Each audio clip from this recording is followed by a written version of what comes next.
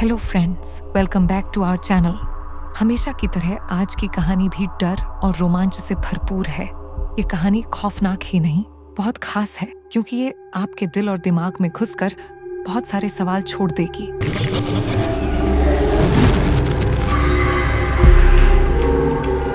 ऐसे ही कुछ सवालों के जवाब ढूंढने की कोशिश मैंने भी की थी और जब उनके जवाब मुझे मिले तो मैं अंदर तक हिल गई। ये जानकर रूह कांप गई कि आज भी कुछ जगहों पर ऐसा हो रहा है। आखिर ऐसा क्या हो रहा था उस गांव में, जानने के लिए देखिए ये कहानी। इसे आपके सामने लाने के लिए हमने काफी मेहनत की है, तो उम्मीद है कि आप सबका सपोर्ट रहेगा। अगर आपको ऐसी कहानियां पसंद आती हैं तो ये चैनल आपके लिए है और इसे अभी सब्सक्राइब कर लो फ्रेंड्स। नोटिफिकेशन पाने के लिए बेल आइकॉन को प्रेस करना ना भूलें। एक बात और, कहानी के कुछ दृश्य डिस्टर्ब कर सकते हैं, इसलिए विवेक से काम लेने की सलाह दी जाती है। आज की कहानी एंजॉय करें। ओ छोरी। हवा में एक बेचैनी थी, पुराने पेड़ों की टहनियां चुड़ैल की उंगलियों की तरह आसमान की ओर उठी हुई थी, मानो किसी अदृश्य अनहोनी की ओर इशारा कर रही हो। देवगढ़ गांव के लोग जल्दी ही घरों के अंदर दुबक जाते थे, क्योंकि रात होते ही वो आ जाती थी छोरी। गांव में पैदा होने वाली हर लड़की कुछ दिनों के भीतर ही गायब हो जाती थी। कुछ कहते थे कि एक बिगड़ी हुई शापित आत्मा है जो नवजात बच्चियों को उनके पालनों से खींच ले जाती है, और कुछ कहते थे कि ये एक श्राप है जो गांव वालों के पापों की सजा है। लेकिन सच उससे भी कहीं ज्यादा डरावना था। एक जीप धूल उड़ाती हुई इस गांव में आती है।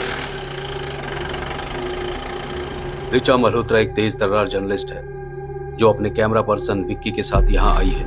नवजात बच्चियों के गायब होने की वजह तलाश कर इस गांव का सच सबके सामने लाने के लिए वो काफी टाइम से इस स्टोरी पर वर्क कर रही थी। सच तक पहुंचने की कोशिश आज उसे इस गांव में ले ही आई। उसकी नजरें गांव की ओर घूमी, झोपड़ियां, सूनी गलियां और दूर एक टूटा हुआ मंदिर। उसने अपने कैमरामैन विक्की से कहा, यहाँ कुछ गड़बड़ है। इस गांव में पिछले 30 सालों में एक भी लड़की जिंदा नहीं बची। विक्की ने सोचते हुए कहा, कहीं ये लोग लड़कियों को जन्म लेते ही मार तो नहीं देते। ऋचा ने सिर हिलाकर हामी भरी और कहा, शायद, पर अब कुछ और हो रहा है। अब लड़कियां मरती नहीं, गायब हो जाती हैं। गांव वालों ने ऋचा को घेर लिया। मुखिया ठाकुर का चेहरा पत्थर की तरह कठोर था। उसने कहा, आप लोग यहाँ क्यों आए हैं? इस गांव में आपको कोई खबर नहीं मिलने वाली। लेकिन ऋचा जानती थी कि झूठ बोला जा रहा है। विक्की अपना कैमरा लेकर गांव में निकल पड़ा।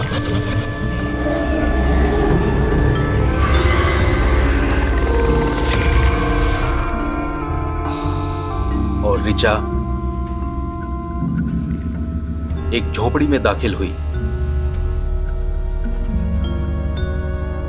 उस बूढ़ी औरत की आंखों में डर साफ नजर आ रहा था। उसने डरते हुए कहा, तुम्हें यहाँ से चले जाना चाहिए। यहाँ जो होता है वो तुम्हारी समझ से परे है। क्या होता है? दादी अम्मा ने गहरी सांस ली। हर छोरी जो पैदा होती है उसे काली पोखर में डुबो दिया जाता है। यही इस गांव की परंपरा है।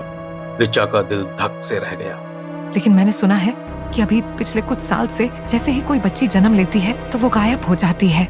पहले उन्हें इस दकियानूसी परंपरा की आड़ लेकर मारा जा रहा था, तो फिर अब बच्चियां गायब क्यों होने लगी? दादी की आवाज कांपी।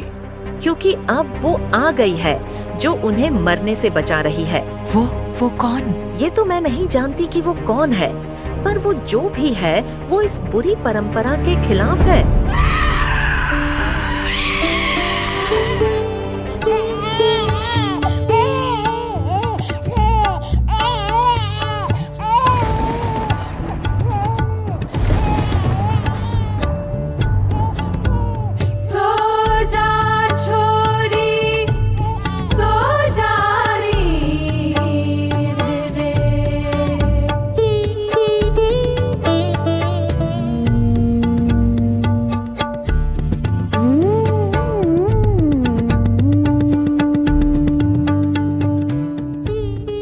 अगली रात ऋचा छिपकर एक झोपड़ी के पास पहुंची जहां एक बच्ची का जन्म हुआ था।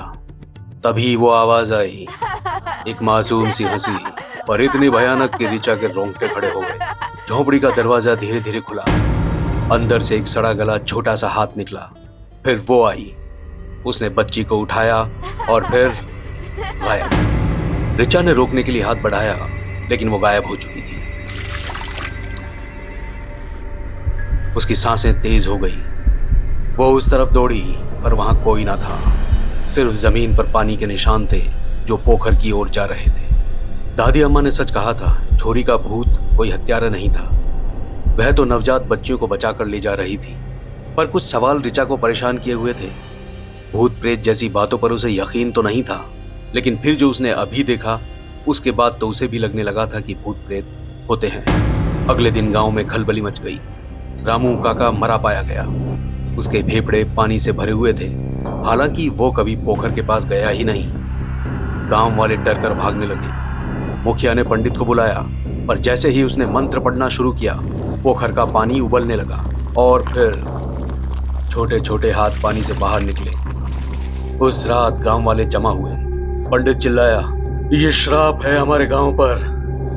हमने जिन बेटियों को मारा वो सभी वापस आ गई है। पंडित ने मंत्र जाप कर उन्हें शांत करने की कोशिश की। तभी पहली लड़की पानी से निकली, फिर दूसरी, फिर तीसरी। सबकी आंखों में एक ही भाव था, बदला। गांव वाले चीखते हुए भागे, पर छोटे छोटे हाथों ने उन्हें पकड़ लिया। एक एक करके मुखिया और सभी ओछी सोच वाले लोगों को उसी पोखर में खींच लिया गया जहां उन्होंने मासूम बच्चियों को डुबोया था। सुबह हुई तो गांव खामोश था। रिचा ने अपनी नोटबुक खोली। उसमें नए नाम जुड़े हुए थे, हाल ही में पैदा हुई बच्चियां जिनका कहीं कोई अता पता नहीं था। और दूर से एक मासूम सी हंसी हवा में गूंजी। रिचा के सामने छोरी प्रकट हुई और वो अपने साथ बीती हुई दर्द भरी दास्तान बताती चली गई। उसकी आप बीती सुनकर रिचा का मन देवगढ़ गांव वालों की घटिया सोच के खिलाफ गुस्से से भर गया। उसने ठान लिया कि उसकी आप बीती और इस गांव से जुड़ी कुप्रथाओं को वो अपने टीवी शो के जरिए समाज के सामने जरूर लाएगी। छोरी की आत्मा ने जाने से पहले उसे एक कपड़ा दिया। रिचा ने उसे हाथ में लेकर उन सभी बच्चियों की मासूम हंसी को महसूस किया। उसने उस कपड़े को याद के तौर पर हमेशा के लिए अपने साथ रखा। वापस शहर आकर रिचा टीवी शो के लिए पूरी तरह तैयार थी। शो स्टार्ट हुआ। रिचा ने गांव से जुड़ी सारी हकीकत कह सुनाई और फिर उस छोरी की आप बीती भी बतानी शुरू की, जिसे सुनकर हर किसी की रूह कांप गई। 25 साल पहले की बात है। देवगढ़ गांव में एक गरीब परिवार रहता था। हरिया और लक्ष्मी की पहली संतान दुनिया में आने वाली थी। दोनों बहुत खुश थे, पर एक डर ये भी खाए जा रहा था कि कहीं छोरी पैदा हो गई तो ये गांव वाले परंपरा की आड़ में मासूम बच्ची को काली पोखर में डूबा कर ना मार दें। वही हुआ जिसका डर था। हवा में मासूम बच्ची की रोने की आवाज गूंज उठी। दादी अम्मा ने खबर दी, छोरी हुई है। गांव के मुखिया को जैसे ही खबर पहुंची, उससे पहले ही हरिया और लक्ष्मी अपनी बच्ची को लेकर भाग निकले। उन्होंने ठान लिया था कि वो उस घटिया परंपरा के आगे घुटने नहीं टेकेंगे। जंगल से होते हुए वो शहर जाने वाली सड़क पर पहुंचे और बस में बैठकर हमेशा के लिए गांव छोड़कर निकल गए। पीछे से मुखिया और उसके गुंडे जंगल में उन्हें ढूंढते रहे, पर वो उनकी पहुंच से बहुत दूर जा चुके थे। और फिर 18 साल बीत गए, पर इन सालों में जो भी बच्ची पैदा हुई उसे काली पोखर के हवाले कर दिया गया। मुखिया, हरिया और लक्ष्मी की बगावत के बाद और भी ज्यादा चौकन्ना हो गया था। एक दिन एक लड़की प्रगति अपने माता पिता के साथ गांव आई। ये कोई और नहीं, वही बच्ची थी। हरिया और लक्ष्मी प्रगति को गांव दिखा रहे थे, पर उन्हें क्या पता था कि उनके आने की खबर मुखिया तक पहुंच चुकी थी। उसने उन्हें सबक सिखाने का फैसला किया और फिर प्रगति अपने माता पिता के साथ वापस शहर के लिए निकल चुकी थी। पर उसे क्या पता था कि उसने यहाँ आकर बहुत बड़ी गलती कर दी थी। मुखिया और उसके गुंडों ने उन्हें बीच रास्ते में ही रोक लिया। हरिया और लक्ष्मी को उन्हीं की कार में बंद करके जिंदा जला दिया गया। प्रगति ये सब देखकर होश खो बैठी।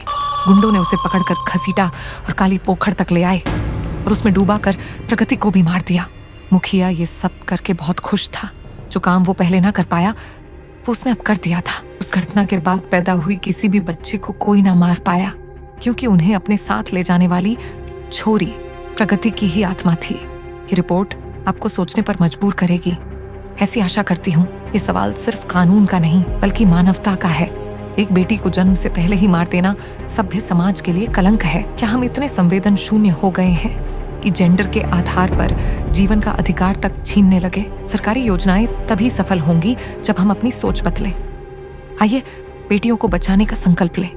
वो केवल भविष्य नहीं, हमारे अस्तित्व की रक्षक हैं।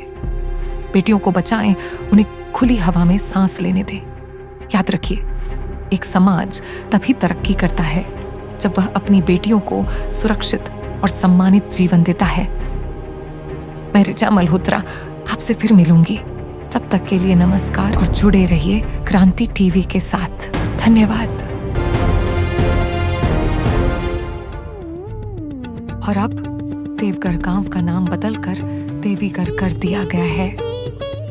गांव फिर से खुशहाल होने लगा है। अब लोग अपने घरों के बाहर लिख कर रखते हैं, ओ छोरी रोज आना। अब वो हर उस जगह पहुंच जाती है जहां बेटियों को मारा जाता है। और अगर तुम्हारे आसपास कभी बच्ची की हंसी सुनाई दे पर कोई दिखाई ना दे तो समझ जाना वो आ गई है, छोरी। दोस्तों, उम्मीद है ये कहानी आपको पसंद आई हो। अगर आपको ये कहानी अच्छी लगी तो कमेंट करके जरूर बताएं। चैनल पर नए हैं तो सब्सक्राइब जरूर करें।